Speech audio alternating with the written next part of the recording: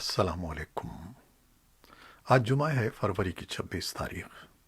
पाकिस्तान में इस वक्त शाम के 7, भारत में 7:30 और यहाँ हमारे स्टूडियोज़ की घड़ियों में सुबह के 9 बज रहे हैं। वॉइस ऑफ अमेरिका वाशिंगटन की उर्दू सर्विस से मैं हूँ खालिद हमीद, ख़बरों के एक बुलेटिन के साथ। अमेरिका के सदर जो बाइडन ने इराक़ में अमरीकी अहदाफ पर रॉकेटों के हालिया हमलों के रद्द अमल में जुमेरात के रोज़ मशरक़ी शाम में उन तनसीबात पर अमरीकी फ़ौज के फ़ज़ाई हमलों का हुक्म दिया है जो पेंटागन के बकौल ईरान की पुश्तपनाही की हामिल मलेशिया की मिल्कियत थीं। फ़ज़ाई हमलों का दायरा बज़ाहिर महदूद था। पेंटागन के तर्जुमान जॉन कर्बी ने एक बयान में कहा कि सदर जो बाइडन की हिदायत पर अमरीकी मिलिट्री फोर्सेस ने आज शाम उन तनसीबात पर फ़ज़ाई हमले किए हैं जिन्हें मशरक़ी शाम में ईरानी पुश्तपनाही के हामिल अस्करियत पसंद ग्रुप्स इस्तेमाल करते थे। अमरीकी फ़ौज ने गुज़श्ता चंद बरस में रॉकेट हमलों के जवाब में मुतअद्दिद बार जवाबी कार्रवाई की है। ताहम हालिया कार्रवाई ऐसे मौके पर की गई है जब वाशिंगटन और तेहरान के दरमियान सन 2015 के जौहरी माहिदे पर एक मरतबा फिर बातचीत की बहाली की खबरें गर्दिश कर रही हैं। महकमे दिफा के तर्जुमान के मुताबिक सदर बाइडन अमरीकियों और अपने इत्तेहादियों के तहफ़्फ़ुज़ के लिए हर कदम उठाएंगे। ये कार्रवाई जवाब के तौर पर की गई है और इसका मकसद मशरक़ी शाम और इराक़ में मजमूई तौर पर कशीदगी को कम करना है। दूसरी जानिब रवा हफ्ते के आगाज़ में ईरानी हिमायत याफ्ता तंजीम कताइब हिज़्बुल्लाह ने अमरीकी फोर्सेस को रॉकेट हमलों से निशाना बनाने की किसी भी कार्रवाई में मुलव्वस होने की तरदीद की थी। इराक़ी हुकाम का कहना है कि हालिया हमलों की जिम्मेदारी बाज़ाहिर छोटे ग्रुपों ने कबूल की है जिसका मकसद अमरीकी फोर्सेस को खौफज़दा करना है। अमरीका ने सन 2019 में इराक़ में एक बड़ी जवाबी कार्रवाई की थी जिसमें ईरान के मिलिट्री कमांडर कासिम सुलेमानी और कताइब हिज़्बुल्लाह के चीफ मारे गए थे। मनी लॉन्ड्रिंग और दहशतगर्दी की माली मुआवनत की रोकथाम के आलमी इदारे फाइनेंशियल एक्शन टास्क फोर्स ने पाकिस्तान को जून सन 2021 तक ग्रे लिस्ट में बरकरार रखने का फैसला किया है। वफाकी वज़ीर सनअत व पैदावार हम्माद असहर का कहना है कि पाकिस्तान को दुनिया की तारीख का सबसे मुश्किल FATF प्लान दिया गया। पाकिस्तान दहशतगर्दों की माली मुआवनत की तफ्तीश को मजबूत करेगा। कलअदम तंजीमों के अफराद के खिलाफ माली पाबंदियों पर अमल दरामद यकीनी बनाया जाएगा। तज्ज़ियाकार भी इस बात पर मुत्तफ़िक़ हैं कि मौजूदा कारकर्दगी के बाइस पाकिस्तान को ब्लैक लिस्ट नहीं किया जा सकता। पाकिस्तान और भारत ने कश्मीर के मुतनाज़े इलाक़े में दोनों मुल्कों के माबैन मुआहिदों की पासदारी करते हुए लाइन ऑफ कंट्रोल पर फायरिंग को रोकने पर इत्तेफाक किया है। इस सिलसिले में एटमी असलहे से लैस दोनों मुल्कों ने महीनों से जारी कशीदगी को कम करने की खातिर अस्करी कार्रवाइयों को रोकने के सन 2003 के मुआहदे की बहाली का फैसला किया है। एक मुश्तरका बयान में कहा गया है कि दोनों ममालिक के आला अस्करी कमांडरों ने तयशुदा तरीक़ाकार के मुताबिक हॉट लाइन पर रब्ता किया और कश्मीर की लाइन ऑफ कंट्रोल पर सूरत हाल का आज़ादाना, वाज़े और खुशगवार माहौल में जायज़ा लिया। पाकिस्तान की तरफ से जारी किए गए एक मुश्तरका बयान में कहा गया है कि दोनों ममालिक ने 24 और 25 फरवरी के दरमियानी शब से तमाम मुआहिदों के तहत लाइन ऑफ कंट्रोल समेत तमाम सेक्टर्स में जंगबंदी पर अमल करने पर इत्तेफाक किया है। अमेरिका ने पाकिस्तान और भारत की तरफ से लाइन ऑफ कंट्रोल पर अमन बरकरार रखने के लिए जंगबंदी के मुआहदे की पासदारी के ऐलान का खैर मकदम करते हुए इसे जनूबी एशिया के अमन व इस्तेहकाम के लिए एक मुस्बत कदम करार दिया है। दूसरी जानिब अक़वाम मुत्तहिदा के सेक्रेटरी जनरल ने लाइन ऑफ कंट्रोल पर सन 2003 के फायरबंदी के मुआहदे के तहत अमन बरकरार रखने के इक़दाम को मुस्बत करार देते हुए इस उम्मीद का इजहार किया है कि इसके नतीजे में भारत और पाकिस्तान के दरमियान बातचीत की राह हमवार होगी। मुतनाज़ा कश्मीर को तकसीम करने वाली लाइन ऑफ कंट्रोल के दोनों अतराफ के शहरियों ने जो साल हा साल से जारी सरहदी तनाव और मुकाबिल फ़ौजियों के माबैन आए दिन होने वाली झड़पों की वजह से जानी और माली नुकसान उठाने के अलावा तरह तरह की मुश्किलात और मसाइब से दो चार हैं। पाकिस्तान और भारत के आला अस्करी कमांडरों के इस मुश्तरका बयान पर खुशी और इत्मीनान का इजहार किया है। حد بندی لائن کے قریب واقع علاقوں کے کئی مکینوں نے وائس آف امریکہ کو بتایا کہ انہوں نے اس عہد و پیمان کے نتیجے میں چین کی سانس لی ہے۔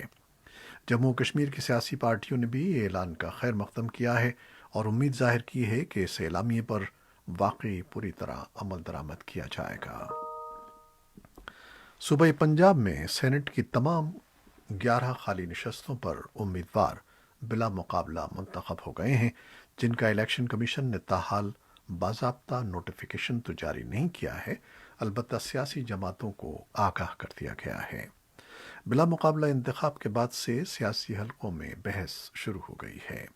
تجزیہ کاروں کے مطابق بلا مقابلہ والی حکمت عملی تمام سیاسی جماعتوں کے فائدے میں تھی، بصورت دیگر مسائل پیدا ہو سکتے تھے۔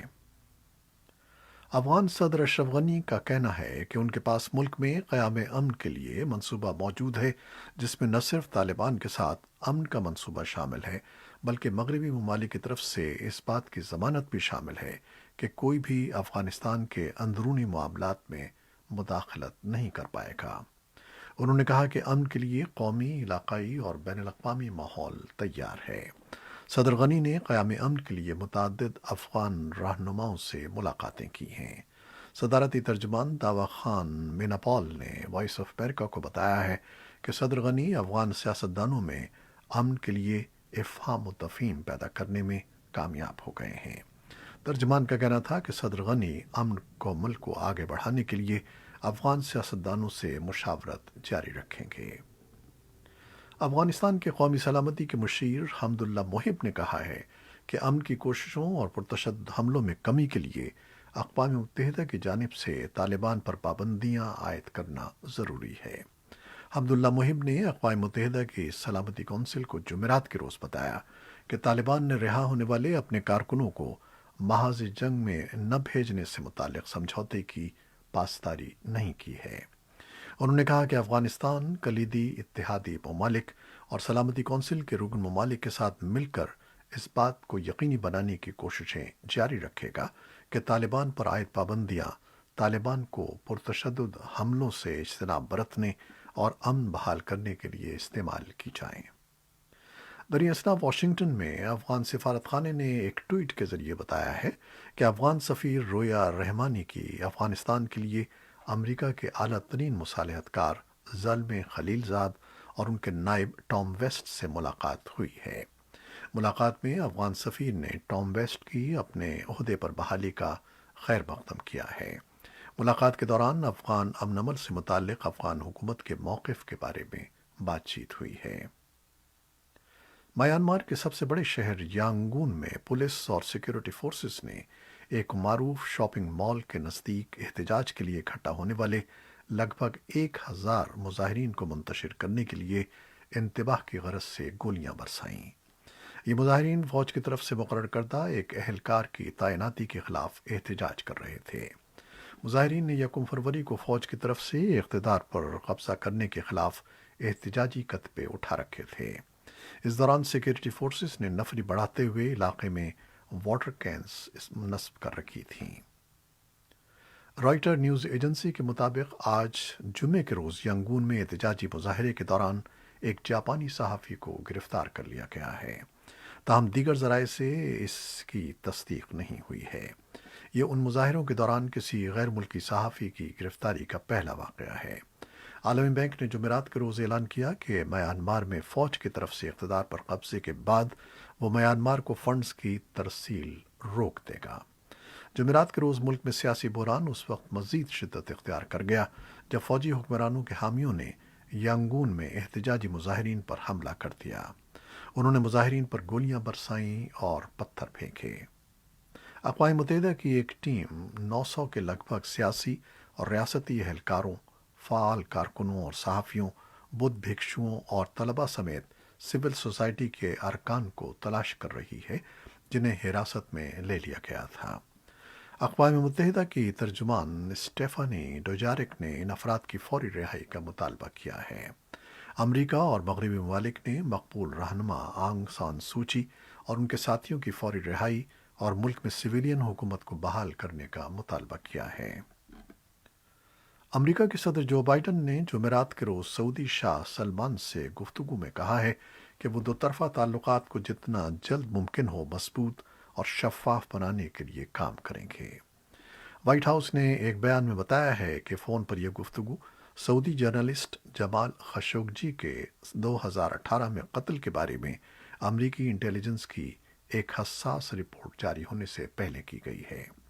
ذرائع کے مطابق ایک خفیہ رپورٹ کا یہ حصہ ہے جس میں 85 سالہ شاہ کے ولی عہد شہزادہ محمد بن سلمان کو ترکی میں سعودی قونصل خانے میں خشوگی کے قتل کا ذمہ دار ٹھہرایا گیا ہے۔ سعودی عرب اس بات سے انکار کرتا ہے کہ 35 سالہ شہزادہ سلمان نے، جو سعودی عرب کے حاکم ہیں، اس قتل کی منظوری دی تھی۔ صدر بائیڈن نے شاہ سلمان سے گفتگو میں انسانی حقوق اور قانون کی حکمرانی کی امریکہ کے نزدیک خاص اہمیت کو بھی واضح کیا۔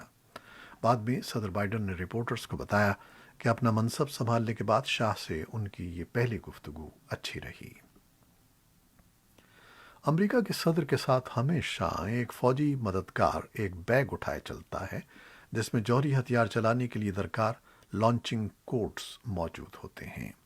صدر کے پاس یہ اختیار ہے کہ وہ جوہری جنگ کا حکم دیں یا دشمن کے اس طرح کے حملے کا جواب دیں۔ اب موجودہ صدر کی سیاسی جماعت سے تعلق رکھنے والے اراکین کانگریس نے وائٹ ہاؤس میں خط بھجوایا ہے جس میں وہ اپنے ہی صدر جو بائیڈن سے مطالبہ کر رہے ہیں کہ وہ اس طرح کی یک طرفہ کلی اختیارات سے دستبردار ہو جائیں۔ ایوان کے 31 ڈیموکریٹک ارکان کے دستخط شدہ ایک خط کے مطابق کسی ایک فرد کو ایسے اختیار دینے سے حقیقی خطرات لاحق ہوتے ہیں۔ یہ خط پیر کو وائٹ ہاؤس بھجوایا گیا۔ اس میں صدر کے پاس جوہری ہتھیاروں کے استعمال سے متعلق مطلق اختیارات کا متبادل بھی تجویز کیا گیا ہے۔ جوہری ہتھیار چلانے کے صدر کے اختیارات میں تبدیلی کی تجویز پر ہاؤس آرمڈ سروسز کمیٹی کے 3 نمایاں ریپبلکن ارکان کانگریس نے تنقید کی ہے۔ اپنے بیان میں ریپبلکن اراکین لز چینی، مائک راجر اور مائک ٹرنر نے اختلاف کرتے ہوئے کہا کہ امریکہ کے صدر کے پاس یکتا اہلیت ہونی چاہیے کہ وہ ہمارے جوہری دفاعی طاقت کی کمان سنبھال سکیں۔ ان کے بقول ڈیموکریٹس کی خطرناک کوششیں ہمارے کمانڈ اینڈ جنرل کنٹرول کے عمل کی تشکیل نو کی تجویز کرتی ہیں اور اس سے امریکیوں کے ساتھ ساتھ ہمارے اتحادیوں کی سلامتی کو بھی نقصان پہنچے گا۔ چین کے صوبے سنکیانگ میں یہ غور مسلمانوں کے بعد اب چین کی حکومت ملک کے دور دراز جنوبی صوبے ہنان میں آرٹسلز نامی سنی مسلمانوں کو اپنے طور طریقوں کے مطابق ڈھالنے کی کوشش کر رہی ہے تاکہ چائنیز کمیونسٹ پارٹی CCP اپنا اثر و رسوخ قائم کر سکے۔ ہنان ایک گرم مرطوب آب و ہوا کا جزیرہ ہے جس پر سنی مسلمانوں کی تقریباً 10,000 نفوس پر مشتمل آبادی رہتی ہے۔ چین میں چینی طور کے طریقوں کے مطابق ڈھالنے کے تطہیر کے عمل کو امریکہ نے نسل کشی کے مترادف قرار دیا ہے۔ اس عمل کی دنیا بھر میں مذمت کی گئی ہے۔ چین نہ صرف مسلمانوں سے یہ امتیازی سلوک روا رکھے ہوئے ہے بلکہ چین کے مسیحی اور بدھ مت کے پیروکار بھی اس عمل سے گزر رہے ہیں۔ آرٹسلز مسلمانوں کے خلاف جاری حالیہ مہم کا مقصد یہ ہے کہ CCP کے نظریات ملک میں تمام مذاہب کے عقائد پر غالب آئیں۔ ایک مسلمان سیاسی مبصر گوئی نے وائس آف امریکہ کی مینڈرین سروس کو بتایا کہ CCP کی اسلام کے خلاف تطہیر کی مہم کا مقصد ملک سے اسلامی ثقافت کو ختم کرنا ہے۔ اور اب کرونا وائرس سے متعلق کچھ خبریں۔ پاکستان میں کرونا وائرس کے پہلے کیس کی تشخیص 26 فروری کو ہوئی تھی جسے اب 1 سال مکمل ہو گیا ہے۔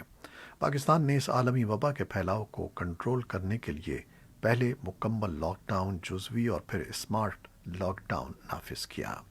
کیونکہ ایک سال کے دوران پاکستانیوں نے مختلف چیلنجز کا سامنا کیا اور کس حد تک اس وبا کو کنٹرول بھی کر لیا، لیکن اعداد و شمار کے مطابق ملک میں اس وقت کرونا وبا سے متاثر افراد کی کل تعداد 7,77,482 ہے، جبکہ اس مہلک وائرس سے ہلاک ہونے والوں کی تعداد 12,800 سے تجاوز کر گئی ہے۔ پاکستان کے کورونا ویکسین لگنے کی مہم کا آغاز ہو گیا ہے۔ وزیراعظم کے مشیر برائے صحت ڈاکٹر فیصل سلطان کا کہنا ہے کہ حکومت ویکسین کے بارے میں عوام کے شکوک و شبہات دور کرے گی۔ امریکہ کے صدر جو بائیڈن نے جمعرات کے روز ملک میں کرونا وائرس کی 50 ملین ویکسینز کی ایڈمنسٹریشن مکمل ہونے پر وائٹ ہاؤس میں ایک تقریب کی میزبانی کی۔ جمعرات کی سحر کو اس سنگ میل کو منانے کے لیے وائٹ ہاؤس میں 4 لوگوں کو وائرس کے خلاف ویکسینیٹ کیا گیا، جن میں ایک ایلیمنٹری اسکول کا کاؤنسلر، ایک گروسری اسٹور کا ملازم اور 2 فائر فائٹرز شامل تھے۔ اس کے ساتھ ہی خبروں کا یہ بلیٹن ختم ہوتا ہے۔ ہمارا یہ بلیٹن یوٹیوب پر بھی پوسٹ کر دیا جاتا ہے، جسے آپ بعد میں بھی دیکھ سکتے ہیں۔ خالد حمید کو اب اجازت دیجیے گا۔ اللہ حافظ۔